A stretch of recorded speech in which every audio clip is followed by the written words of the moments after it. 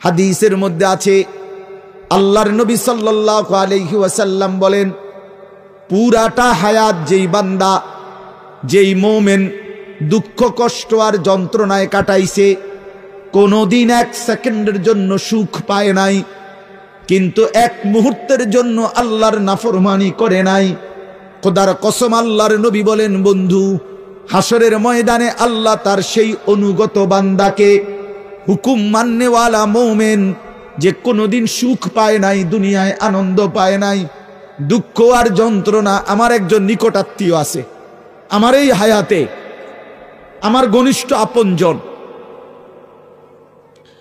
আমার এই হায়াতে, আমার এই 20-25 বছরের ভিতরে আমি কোনোদিন তার সুখের কথা খুব কমই শুনছি। যখনই শুনছি উনি বিপদেই আছে, কোনো না বড় সড়ো মুসিবতে, একটার পর একটা তার বিপদ লেগেই আছে, বিপদ যেন তারে ছাড়ে না, মুসিবত যেন তার। আমি তার জন্য নিজে উমরা করছি, কত সময় কত দোয়া আমার সেই আপনজনের জন্য আমি করি, কিন্তু আমার কাছে মনে হয় আমার মালিকের ফয়সালা এটা যে মুসিবত তাকে ছাড়ে না, বিপদ তাকে ছাড়ে না।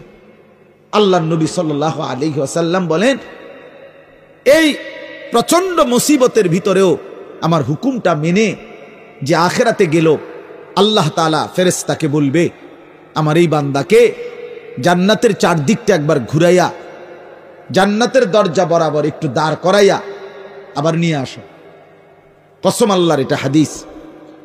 ওই জীবনভর দুঃখ কষ্টে আল্লাহর হুকুম মেনে গেছে, সেই লোকটাকে চারদিকে ঘুরাইয়া জান্নাতের দরজার কাছে একটা মিনিটের জন্য ফেরেশতা দাঁড় করাবে, জান্নাতের একটা মিষ্টি বাতাস 1 সেকেন্ডের জন্য তার কলিজাটার মধ্যে এসে লাগবে ভিতর থেকে। এইবার লোকটাকে আল্লাহ রসুল বলেন, আল্লাহর সামনে যখন আনা হবে, আল্লাহ তাআলা জিজ্ঞেস করবে, আমার বান্দা জীবনটা বুঝি দুঃখ আর কষ্টে কাটাইছো না? কসম আল্লাহর হাদিসে আছে, ওই বান্দা বলবে, মাওলা বলেন কি মাওলা, জীবনে দুঃখ কি জিনিস আমি তো কখনোই দেখি নাই। আল্লাহর কসম, রসুল বলছে, মুমিন ওই 1 সেকেন্ডের জান্নাতের বাতাস তার 70 বছরের দুঃখ ভুলায় দিবে, মুসিবত ভুলায় দিবে।